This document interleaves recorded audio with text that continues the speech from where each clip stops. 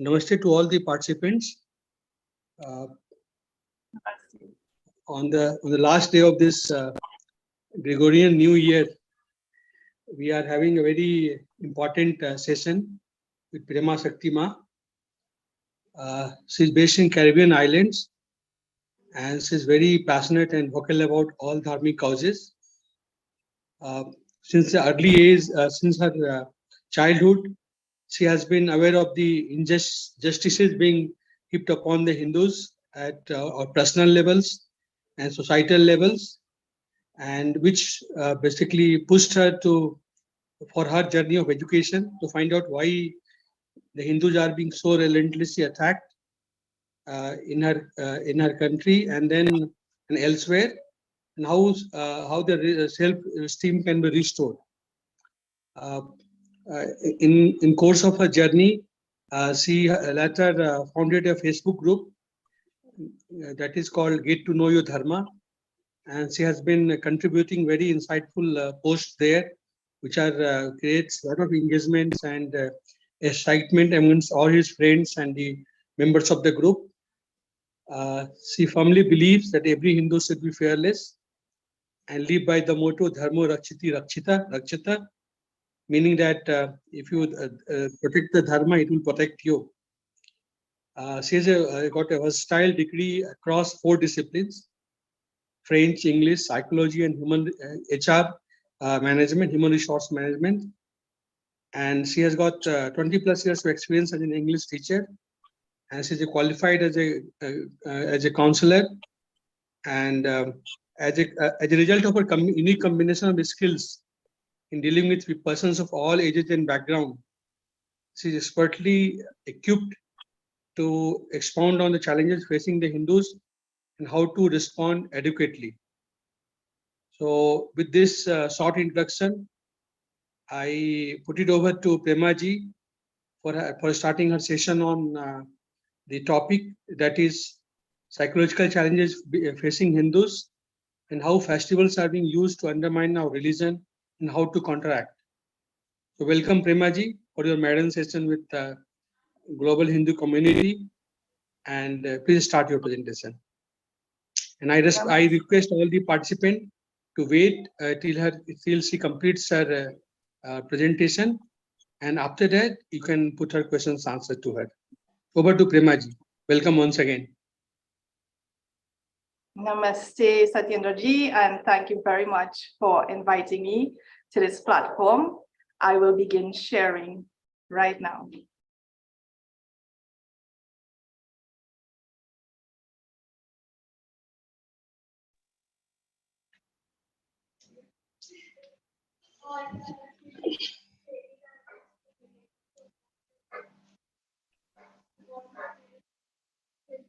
Are you all seeing anything?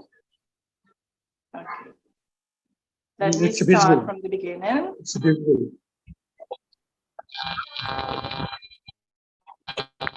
Are you seeing?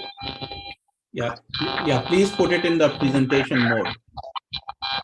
Click on that screen. Namaste. Are you able to see the presentation?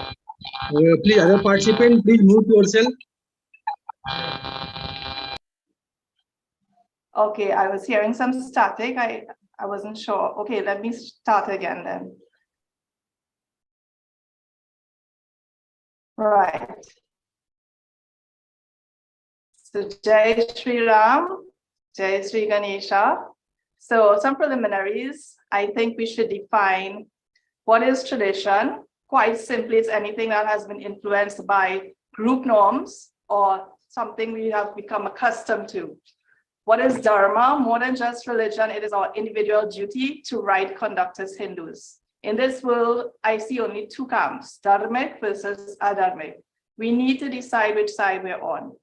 I'm not here to tell you to do anything. If after considering all that I've said, you still decide to act in a particular way, it's all up to you.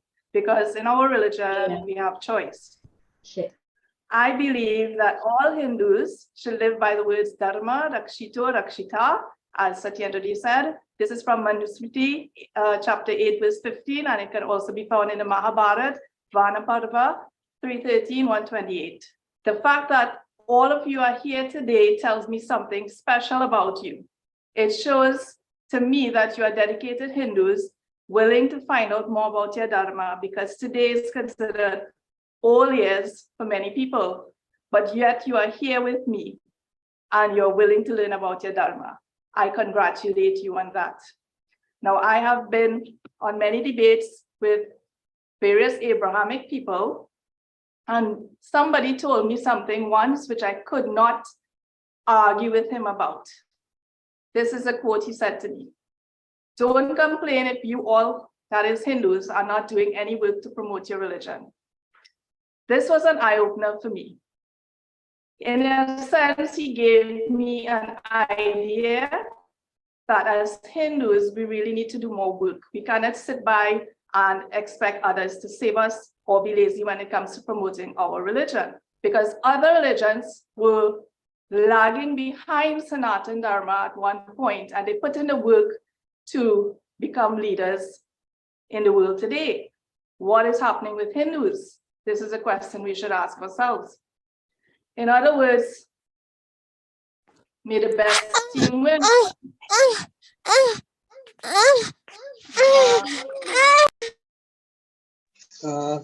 Mia, please mute your microphone. Yes. So who is the best team? I would hope that it's the Dharmic team. Is that the case today? However, today in Kali Yuga, we are seeing a rise of darkness, and we want to reverse that trend. Dharma Rakshito Rakshita, DRR for short here, means that Hindus must be willing to put Dharma before greed, money, selfish interests, and selfish gains. We cannot use integration and assimilation as an excuse to promote adharmic causes. We are told that Christianity is #1 religion today, followed by Islam, then Hinduism. But there was a time when Sanatana Dharma or Hinduism ruled the world and everyone prospered and thrived. Today, there are at least 15 countries that identify themselves as Christian states and many more Islamic states, but not one Dharma Rashtra. Why? These are some questions to ponder. Wouldn't we like to see a Dharma Rashtra once more? But can we trust the figures? This idea that Hinduism is third in the world may actually not reflect reality, as many persons are leaving the aforementioned religions to join Hinduism willingly. Furthermore, most of the followers of other religions join via forced deception, cult practices, or conversions, and are not natural supporters of that religion. However, in order to attack Hindu self-esteem, we are made to feel as though we are not as popular as others, when the reverse might be true. In fact, Hindus are the victims of many forms of fake reporting across various media, which are designed to attack our self-esteem. Every time bad news is shared, it lowers Hindu self-esteem even further. That is the intention of our opponents. Is there such a thing as a radical Hindu?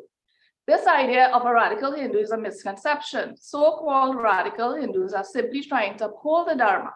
They are the traditional Hindus who resist secularization of the religion. Hindutva is simply Hinduism that resists foreign influences and conversions. There is actually no distinction between Hindutva, Hinduism, and traditional Sanatanis, but that's for another time. Some persons, even Hindus themselves, would have us believe that something is wrong with being a radical Hindu, a Hindutva, Qatar, and the like. They believe that adopting foreign customs is more progressive. This is something I would like to tackle. Instead, Hindus are taught to feel ashamed and inferior about our cultural practices. Meanwhile, let's look at what leaders of other religions are telling their followers. They are saying it is essential for us to not bear any form of inferiority complex, neither children nor elders. It is our claim that we are the people who will bring about a religious and spiritual revolution in the world. So only those people can bring this religious and spiritual revolution who are free from all kinds of inferiority complex. This is actually a quote by Imam Hazrat Khalifatul Masih. And I think it actually should apply to Hindus, because these days Hindus are suffering from very low self-esteem, and I would like to reverse that trend. On the other hand, Hindus are taught falsehoods, such as all religions are the same, forgive and forget, love your enemies, and so on. These are mistruths. However, we should be reminded that the Bhagavad Gita says, peace is reserved for the worthy. When you offer peace to evil, it throws it right back. If a Dharma wants war, Dharma will give it war. Peace and war cannot exist, told in Bhagavad Gita. Krishna's advice to Arjuna to shed his cowardice and fight the war is in line with a simple practical rule that Krishna always followed. Treat people the way they deserve to be treated. In other words, fear is fair. You did everything you could to make peace. Now go give them the war they want. Hindus seem to have forgotten these teachings because being peaceful and respectful at all costs is overemphasized in favor of our enemies who are adharmic. Hindus need to realize we are at war. Need I remind you of persecutions Hindus face every year, even on a daily basis? This is Bangladesh. The article where I got this picture from said that it's estimated that at least one Hindu or Buddhist temple is attacked every 24 hours, and the rape and kidnappings of Hindu minority girls are greater than a daily occurrence. Here we see Pakistan, and even in the motherland, there are so many attacks on Hindus, but there is not enough coverage in the media. It's played down or ignored.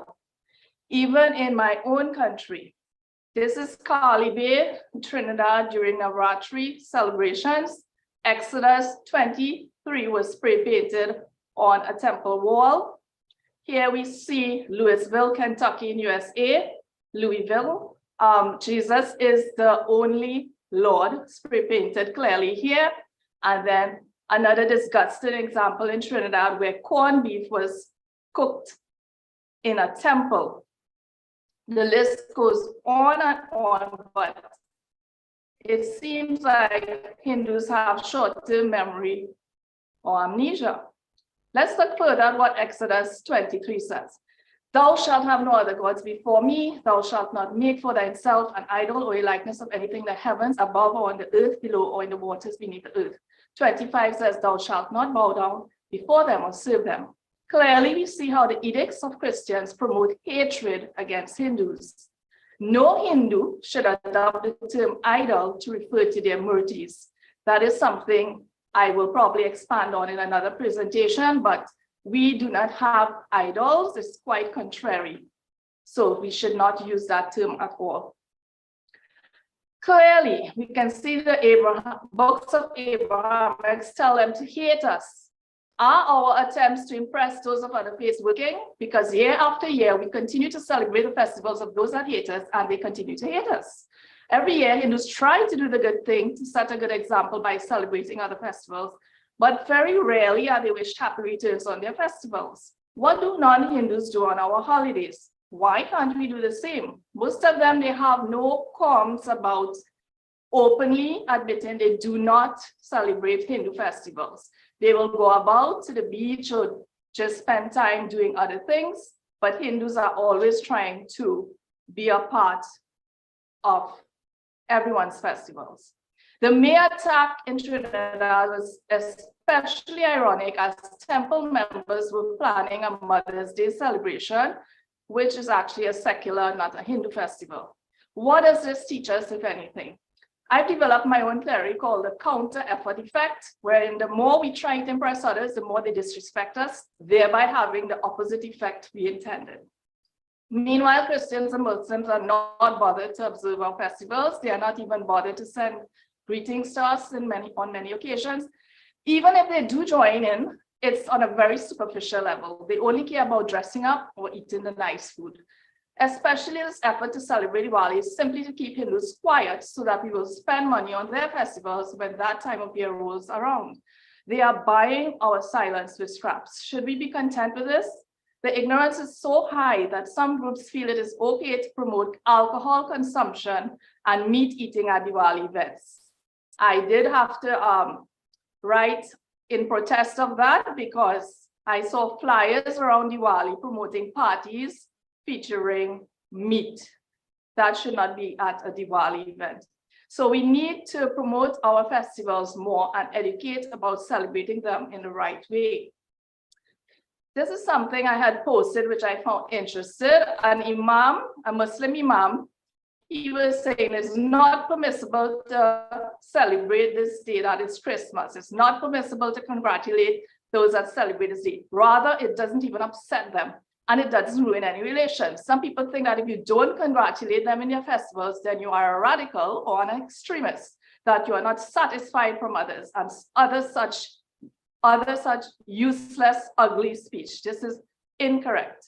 Then why should we turn from our religion and eat pig to please them and drink alcohol so that they love us? Never.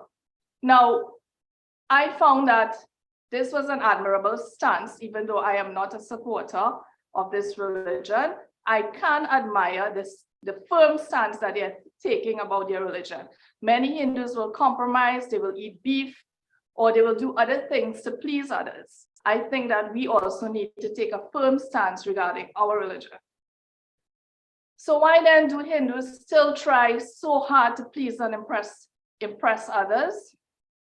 Longing for social acceptance is the main reason, but should social acceptance cost us our identity? How can we reverse the trend? There are several suggestions. We can ignore the festivals of Abrahamics and set our own trends. The easiest way to kill something is to ignore it. We can also ignore those who dish convenient gyan around our festivals.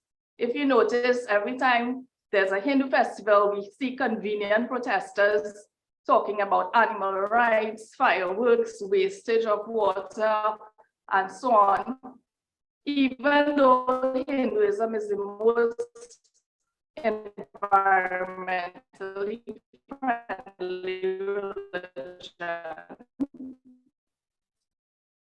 And now that it's New Year's, everybody is quiet about fireworks. All of a sudden, fireworks is very acceptable. So we should carry on. We should ignore these naysayers and carry on observing our own tradition. We should only be spending on Hindu-themed decorations, not the Christmas themes. We really don't need to spend on those. On Hindu festivals, we are only enabling their disrespect and ensuring our own silence in a bit about fake national harmony. Fear is fear. So I just created a simple cartoon to illustrate that this is going to keep happening because we are enabling the behavior by not standing up to it. There is something gravely amiss on the internet as well. If you do a search for quotes on bravery in Bhagavad Gita, this will come up here on the left. If you want to see the brave, look at those who can forgive. If you want to see the heroic, look at those who can love in return for hatred. I would like to know if anyone can tell me where to find this quote, because I have not found any quote like this in the Bhagavad Gita. It is clearly misleading Hindus to turn the other cheek or to ignore trampling on our rights. And this is a misconception. It's misquoting the words of Lord Krishna himself. It's probably a poor attempt at translating this on the right here from chapter 16, text 1, which says the Supreme Personality of Godhead said, fearlessness, purification of one's existence, cultivation of spiritual knowledge, charity, self-control, performance of sacrifice, study of the Vedas, austerity, simplicity. These transcendental qualities, O son of Bharat, belong to godly men endowed with divine nature. It is not identical to this quotation here.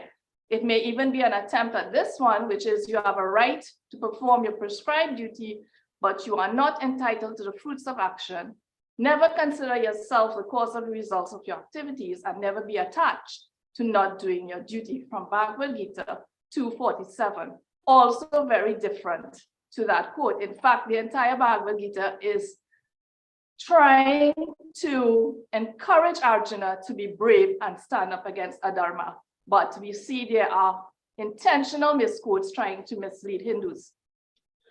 Christians are often accused of having savior complex. Conversely, Hindus seem to suffer from the opposite condition, waiting to be saved. So we have this concept of Kalki, who will come and save us when Kali Yuga reaches an unbearable stage. However, we need to remember we are like mini avatars who can do something to change our reality while we are here.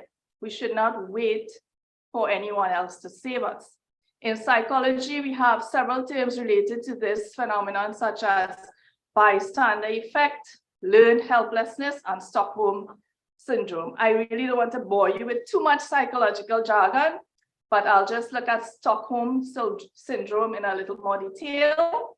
It's defined as when victims develop positive feelings towards their captors or abusers. It was coined by Niels Vigero, a Swedish criminologist, after the Stockholm bank robbery, a 6-day hostage situation in 1973. Now, just 6 days he held some women for, and that was the short space of time it took to induce this psychological phenomenon on them. After the situation, the woman refused to testify against the captor. They even wanted to pay to release him from jail. Why? Because he made the hostages feel like it was their fault and that they should even be thankful for being captured, as though the captor was doing them a favor. Is this sounding familiar to colonization or what happened to slaves after slavery? It's very similar. In other words, over the years, Hindus have been trained subconsciously and otherwise to be good victims. We even have Hindus who caution other Hindus against being too radical, too outspoken, etc., when there's no such thing. We are told to know our place and even to be silent on abuses. The idea that we must tolerate all is a misinterpretation of our scriptures, as I've shown you, and this must be changed. It in fact gives more power to our opponents. As such, the misinterpretations can be sourced to outsiders, who then feed such defeatist ideas to Hindus during colonization and even today. On the other hand, our scriptures have some very empowering quotes which some choose to ignore. So what do our Shastras say? Well, I've already mentioned Dharma Rakshito Rakshita, which is my favorite quote, and here are a few others. To be brave, we don't need to be free from fear. We just need a purpose bigger than fear. Gita, chapter 16, verse 1. Fear is not real, never was and never will be. What is real always was and cannot be destroyed, from the same chapter. If you don't fight for what you want, don't cry for what you have lost. And no one who does good work will ever come to a bad end, either here or in the world to come. Here we see the importance of karma, unlike Abrahamics who believe that you have to believe in one God to be saved. Here we are seeing a different view, which is based on our actions in this world. So why then would some Hindus think it is more progressive to follow other cultures? The main reason would have to do with what psychologists call group norms. That is the need for belonging to a group and receiving social acceptance.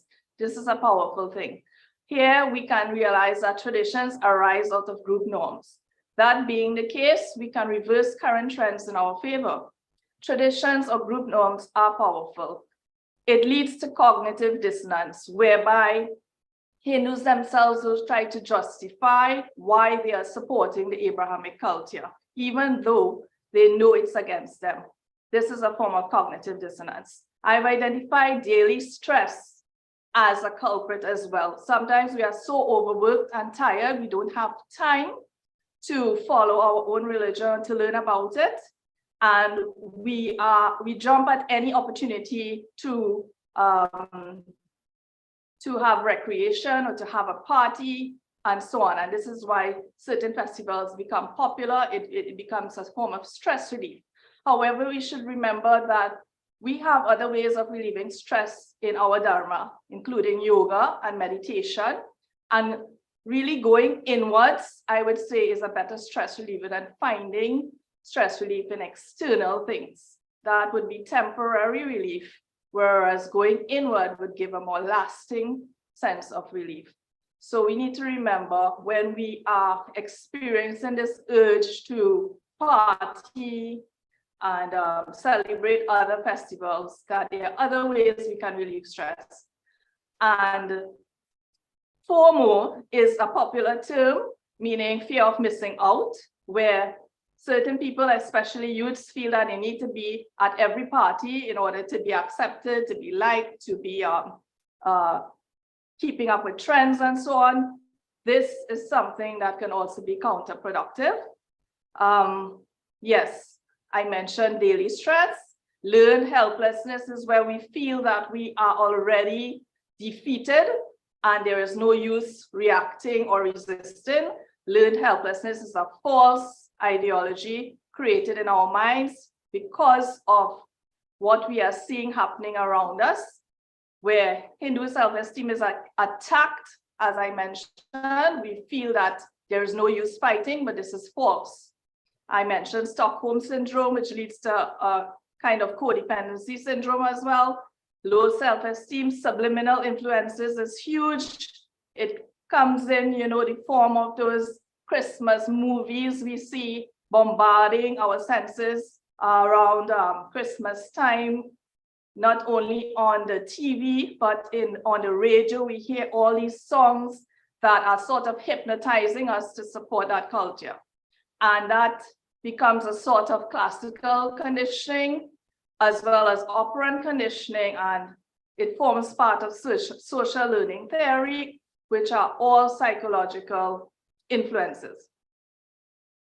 But can we reverse the trend? The Columbus protests in 2020 and so on shows that classical conditioning can be overturned. We too can reprogram or retrain and recondition our minds. We cannot deny that Jesus is also a mascot for a culture that hates Hindus and indigenous peoples.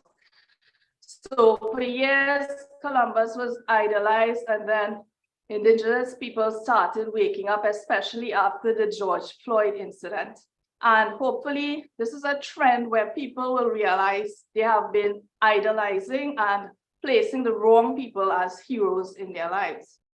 We need to realize too that Abrahamic support of our festivals is far from benign. Dollars or money talks. They love us, they seem to love us only for our wallets. Their real intention is either to push us into minority or to make our culture extinct. Before that happens, we must fight back. In fact, we must make sure that Hindu Dharma never goes extinct. Unfortunately, we already see many of the old traditions dying. We need to stem this tide and restore Rashtra Bhakti, or pride in our motherland and its cultural customs. The onus or duty is on us to educate and promote our festivals stronger than ever before. Every Hindu must know that they do not need to support Abrahamic festivals. In such a way, it could weaken their economic hold over us and even encourage more respect than engendered by our subservient attitude, which, by the way, no one respects. Is there anything we can learn from our opponents? Certainly, we can take a page from their promotions department. One Hindu friend of mine from South Africa said we should start evangelizing our religion or promoting it more heavily. Too many are ignorant of our customs, perhaps printing educational pamphlets and leaving strategically in businesses and schools would help. This is currently being done by Abrahamics, so maybe we could learn. We need to also conquer the malls in the days and even weeks leading up to Diwali. In my country, Diwali is skipped over completely and malls start decorating for Christmas even 2 months in advance. There is heavy airplay of Christian themed music, movies and songs, as I mentioned, which constitutes a form of subliminal brainwashing, which is hard to combat, but not impossible. So these are some ideas of how we could start promoting.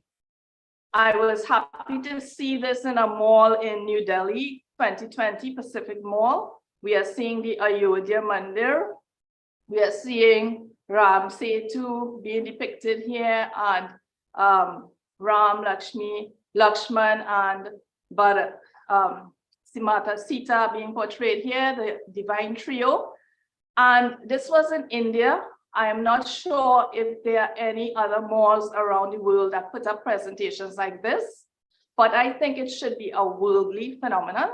Maybe some might disagree with having religious figures in a commercial place like a mall. So here are some other general decoration ideas we can use. We have so many beautiful themes like the Jarokas, which is a beautiful architectural sign, so jeweled peacocks and different birds to show the times when we had very wealthy dynasties in India to remind us of our glorious past. And also lights are always a very attractive and popular option. So why should we be limited when the possibilities are limitless? I am very sad that around Diwali time, I don't see any of these kinds of decorations in the businesses or malls here, but around Christmas, we see so many of these. And it's also another form of influencing us subliminally to support Abrahamic culture.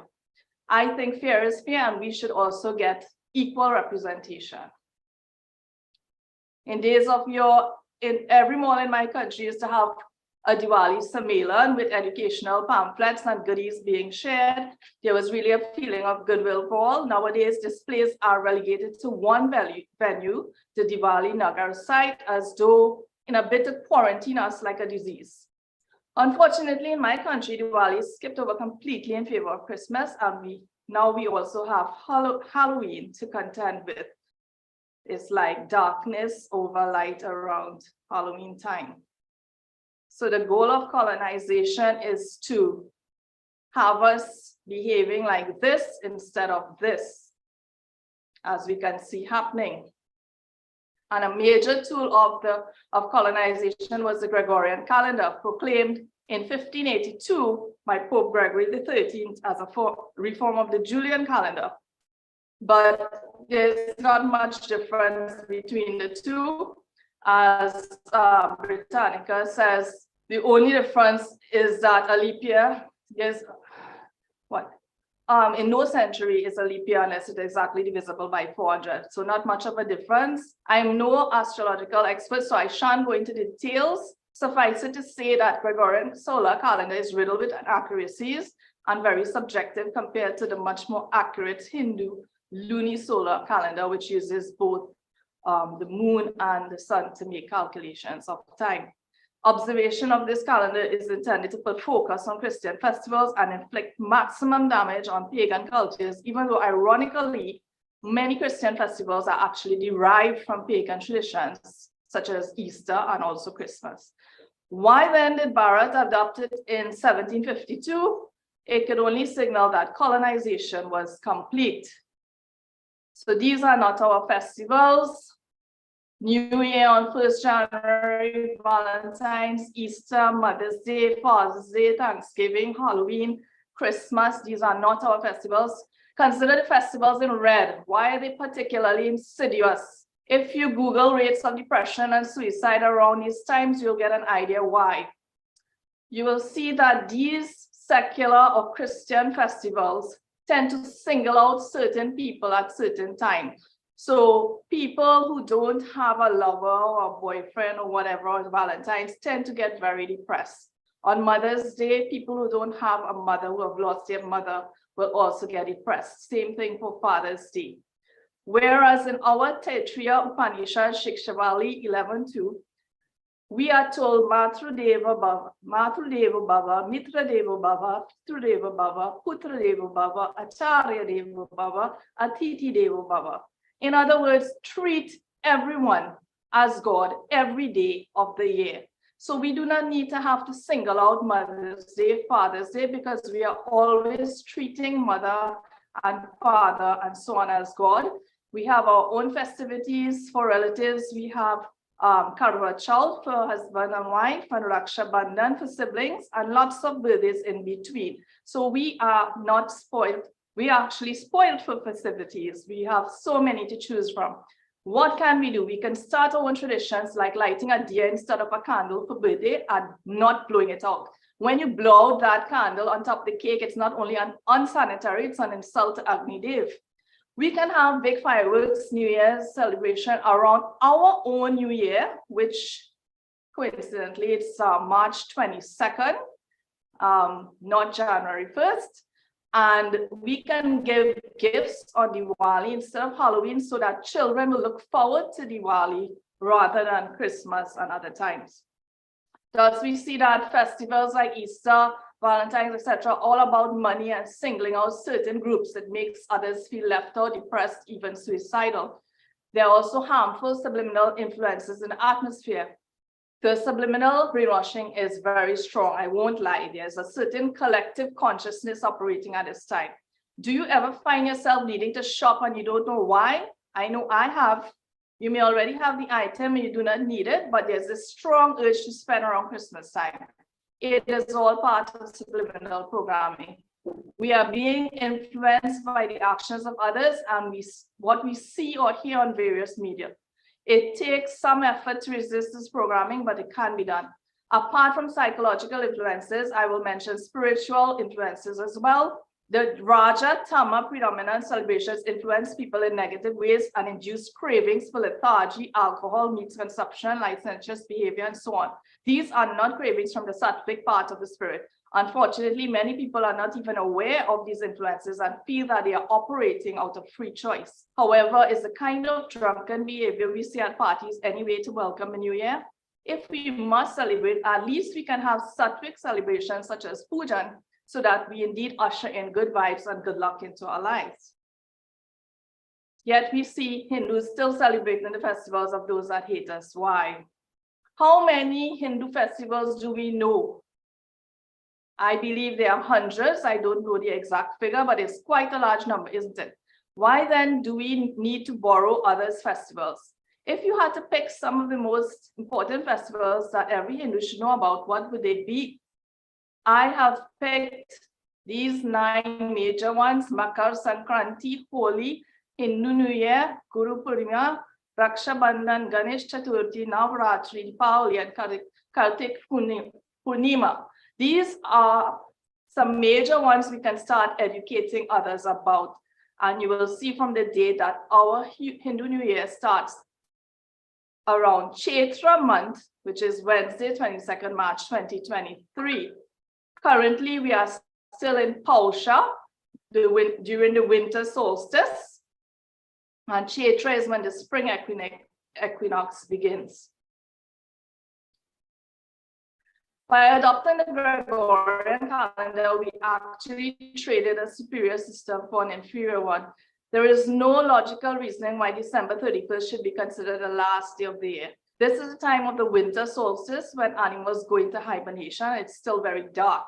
How can it be a time for a new awakening? Hindus and pagans alike rightfully consider the time of the spring equinox around 22nd March as the time of the new year. Around this time, winter ice has thawed, blossoms come out in full bloom, and animals have awakened from hibernation. It is coincidentally mating season and rightfully considered a time of rebirth, renewal, and new beginnings. According to our Shastras, this time is known as Chaitra Shukla Pratipara, or the time when our universe started being formed.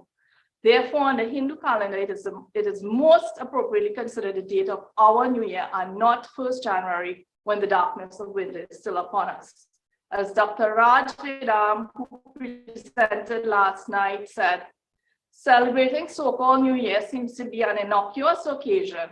Greeting friends and family, exchanging gifts and having fun is what is normally associated with it. Hardly anyone can find any fault with it. Yet unknown to many, it is a sugar-coated poison pill that every Hindu and every heathen swallows once a year. It acts as a cultural or religious arsenic poison, slowly killing the Hindu culture. When the New Year ball is dropped in Times Square, it is indeed a celebration of world conquest of Christianity. It makes perfect sense for conquistadors to celebrate this conquest. But then why should those who were conquered celebrate their own subjugation? Why indeed? This was from last night's presentation called Not My New Year by Dr. Raj Vedam, eminent social scientist. These are some cultures that do not use Gregorian calendar: Islamic, Chinese, Thai, Aboriginal, and so on. I would say hats off to them for resisting the colonization of the Gregorian calendar. How can we combat these trends? Like I said, continue to celebrate our festivals unperturbed and also with renewed verve and vigor. When we remain unfazed by constant attacks to our culture and identity, as we have done for millennia, it sends a clear message that we have something worthy to hold on to, and this automatically attracts interest and followers. One radical project we could embark on is to overturn the Gregorian calendar, which was introduced by Pope Gregory III in 1582. This has had a serious impact on our Hindu religion, which will be explored in the next slide.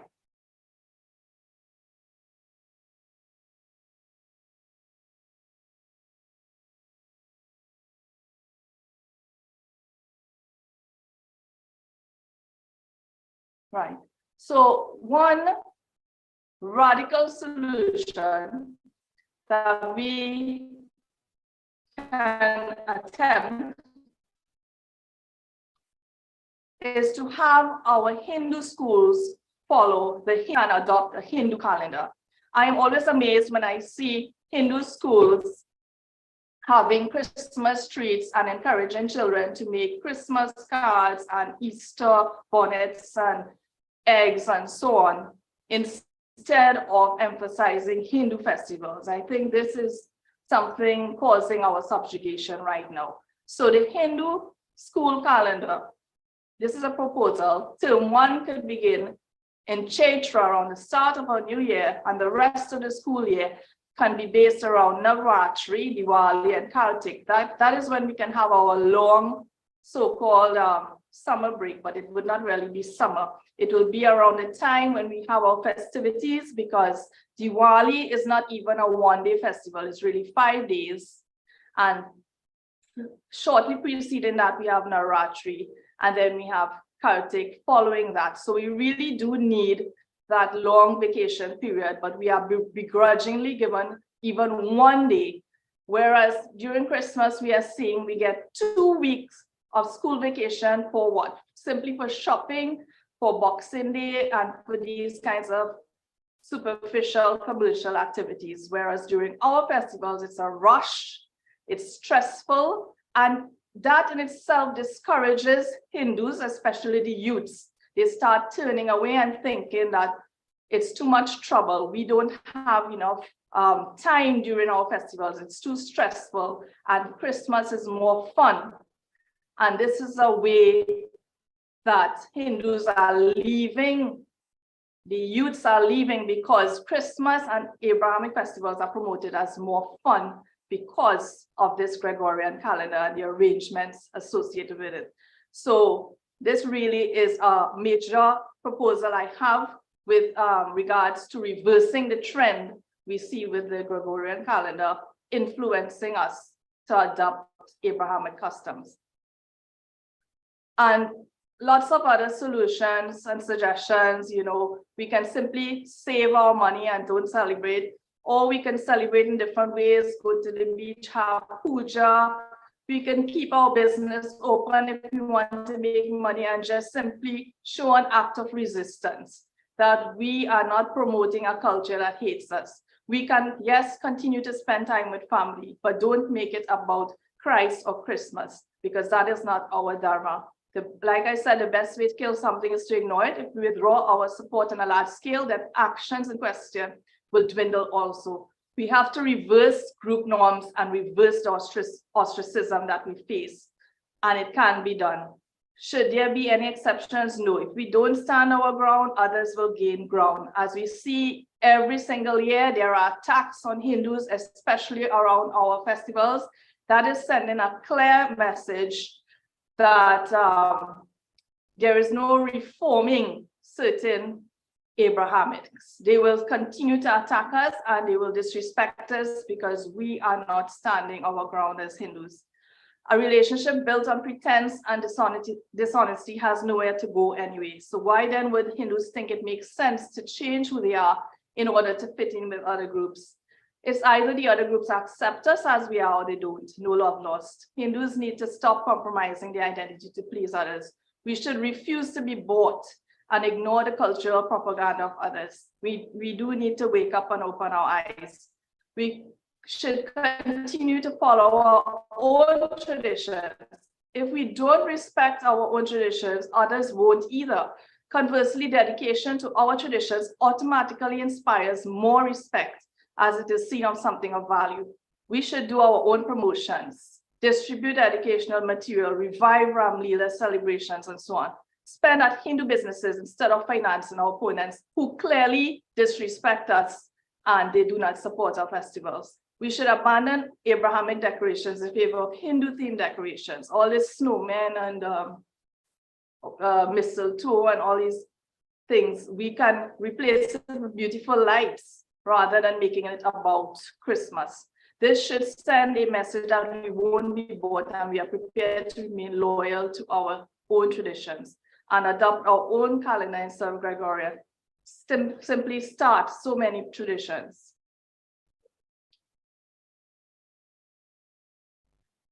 So I wish Hindus would not feel they have to compromise about anything. We might feel that indulging others will win us respect, but the act of standing on ground itself will bring us more respect. Trying too hard to win respect often defeats the purpose and backfires on you. Ask yourself if you would be accepted at their festivals in your full traditional dress with bindi, etc. How many of you can go to an Old Year's festival or Christmas party dressed in your sari and your bindi and feel like you are accepted as you are? You might more feel like an outsider. And that is telling us something powerful, that we don't belong and we need to fight to belong. We need to change the norms so that being a traditional Hindu is normalized rather than seen as shock value. We should not feel like Abrahamics are doing us a favor by celebrating any of our holidays. They are actually doing themselves a favor, and that's the kind of confidence we need to have. I had a secular upbringing. We celebrated everything. As it is a holiday, we may want to celebrate, but don't make it about a festival. Instead of Merry Christmas, you can simply wish happy holidays or all the best. Conclusion, learn more about your own festivals, educate others, and reverse the trend to suppress our festivals. Develop more community spirit among our Hindu counterparts and strengthen the family unit also. Stop using disparaging terms like idol to refer to your culture. Find different ways to celebrate, spend wisely, invest in Hindu businesses, and grow the Hindu Dharma. Stand up against Hinduphobia and vilification of Hindus. Be an example to others. Let's start our own movements of resistance and protest to make Dharma great again. In keeping with Dr. Raj Vedam's hashtag, Not My New Year, you can also tweet Not My Festival at our various festivals. I would urge you all to join Global Hindu Network Cyber Ops community and tweet this message before midnight. I will copy and paste in the chat so that you can join in to send a message for what is considered not our new year. And if after all you've learned here, you still wish to celebrate and promote Abrahamic festivals, it's entirely up to you. In Hinduism, we have choices, but we must also be willing to face the effects of our karma. Don't be surprised when Abrahamics continue to gain ground, push us into minority, and trample our rights, even worse in years to come if we don't act now. May the best team win. I hope that's the Dharmic team. Jai Sri Ram. Thank you for your kind attention and for listening. Namaste. Thank you, Prema ji.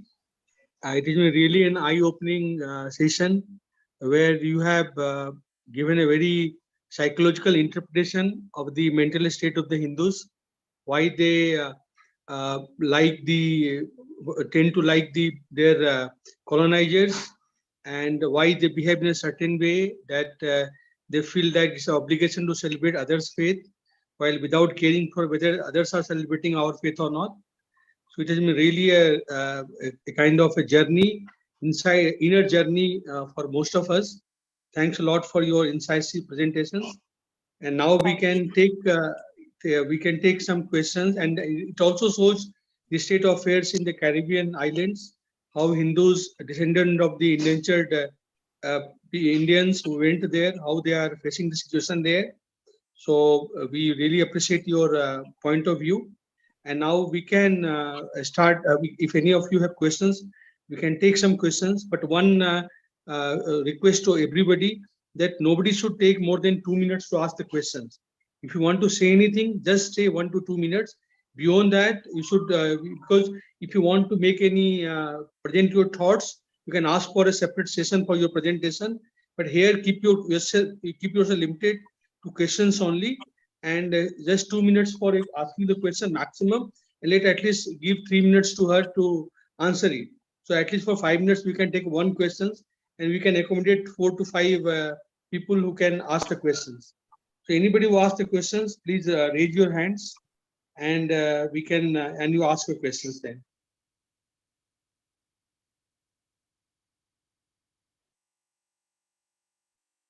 If anybody interested, please raise your hands.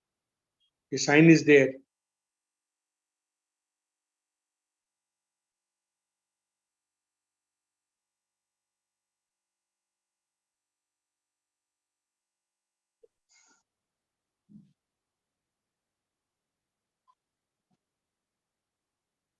Namaste, I'm seeing Samsung raising hand. Namaste, Jai Shri Ram. I'm Jai Shri sorry, Ram. I'm not able to. My name is Sushil. I'm not able to change the name of the. Yeah, sorry, I can start the video. Yes. Sure. My name is Sushil. I'm dialing in from Britain. I come from Western India. A very, very educative talk. Thank you very much. And I must salute you. One hand is holding the phone. That's why I'm able to do namaste with the other hand only. Yeah. My question specifically is that is it from a administrative point of view, is it easier to legislate or ask for enculturation at the school level, or is it easier to or long-standing to go at the school as well as council level? So when we have cities, in some cities they have proper Diwali celebrations like Leicester and a few others like parts of London, parts of Birmingham, but not elsewhere. But the schools totally, like you've mentioned, they ignore the fact except for very rare ones. So is it worth to start at the school, or is it better to start at the councils? Thank you. Jai Shri Ram. Jai Shri Ram, thank you for the question. I always believe start young, start with the youths, because the youths are the future. So I would say it's not a waste to approach the schools, and then we can also go to the councils as well. Do not exclude anyone, but definitely the children whose minds are so impressionable, we need to start with them, because they are getting the impression that these Abrahamic festivals are more fun, and it's causing them to question. I know when I was a youth, I was tempted at one point to convert because I felt that Hinduism was, something not so popular, and maybe I was on the wrong side. Join the meeting. Yes. Oh, I heard somebody.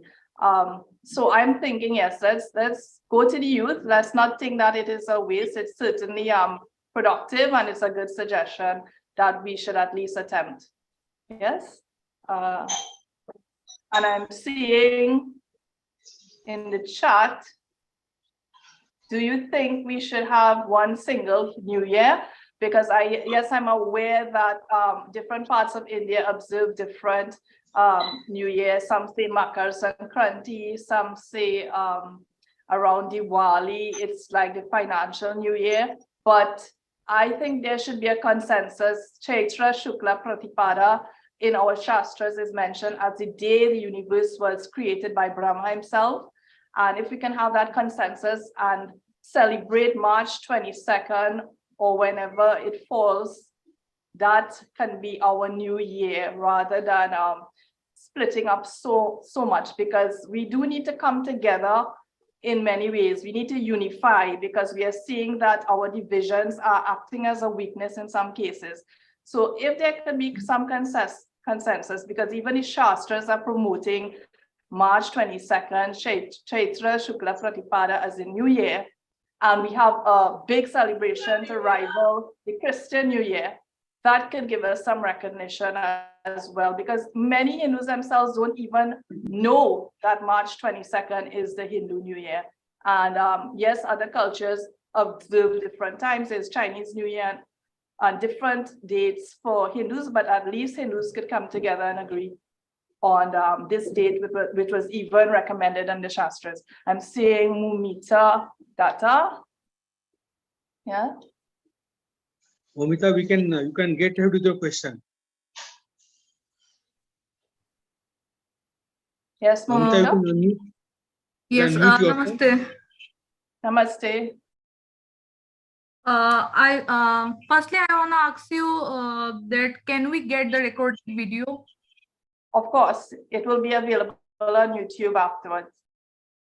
Okay, thank you. And I want to ask you a question that in our community, Ramakrishna Mission and ISKCON are celebrating non-Hindus ceremonies like they are celebrating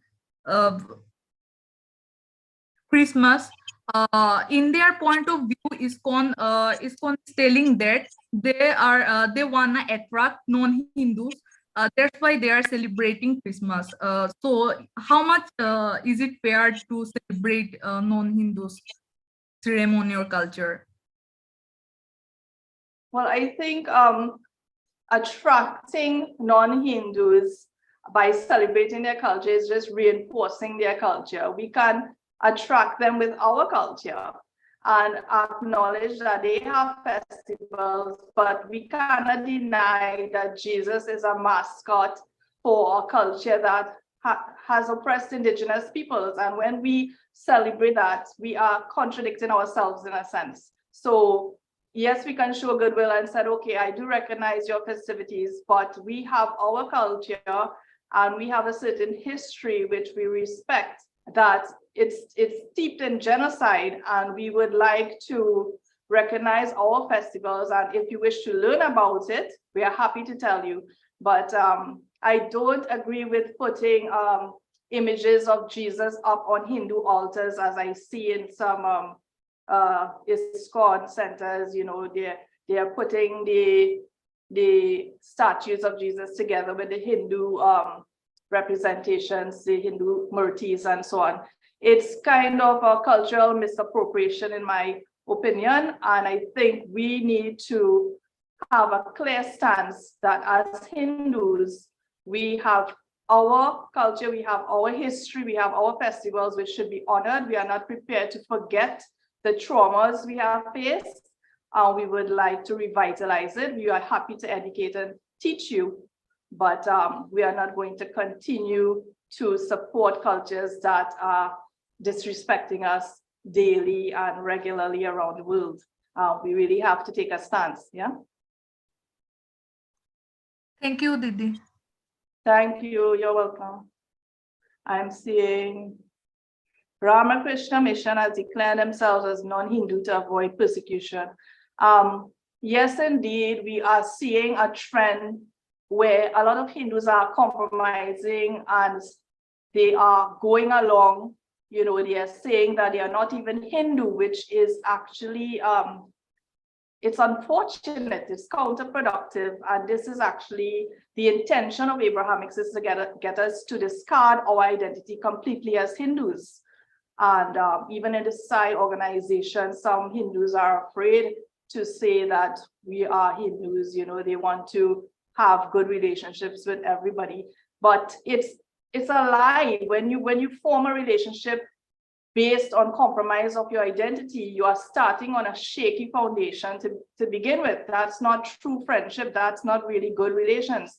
It is actually like, you know, telling an abused victim that we can have a good relationship if you stay silent on abuses. That's exactly what it is with Hindus, that we need to know our place, we need to stay in our lane, we need to stay quiet, we need to put up with abuses in order for others to accept us. And that is actually playing right into their hands. And it is not working. We are seeing for centuries, the attacks on Hindus are getting even worse.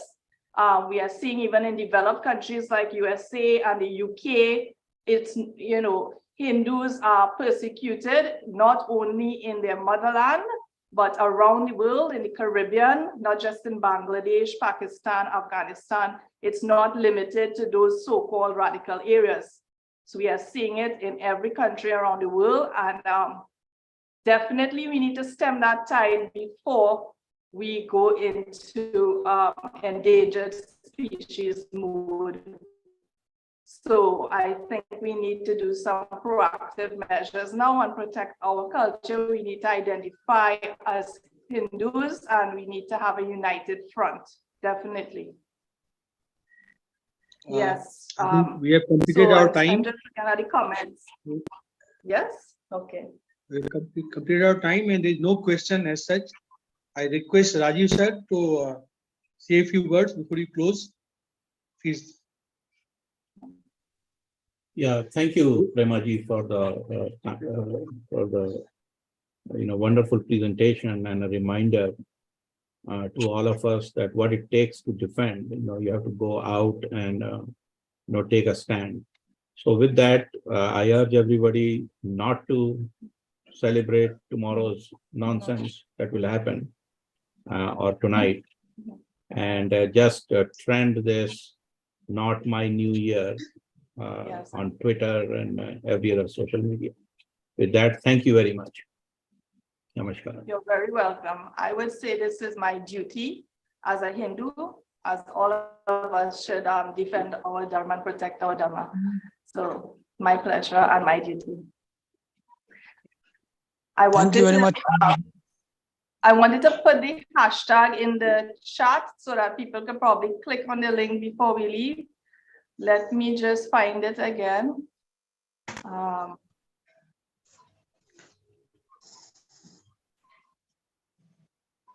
So I want you all to check the chat so you can support this initiative, not my New Year. I just put it in the chat. You can go to Twitter. Rajiv ji, can you explain to them more about this movement? Yes, yeah, on social media, I just trend this exactly at the time in different time zones. You can sit on Twitter and other social media and just trend it so that, at least everybody is aware in this trends on social media that this is not my New Year, and that will be a wonderful, action by the global Hindu community. Yes, definitely. It's a form of protest and raising awareness. And there are many ways we can resist the system and reclaim our Dharma. So I am very grateful to all who attended. Instead of going out and partying and so on, like so many Hindus, I am seeing an awakening, and I'm really pleased and thankful that you all came today. So, Okay, thank you. you're welcome.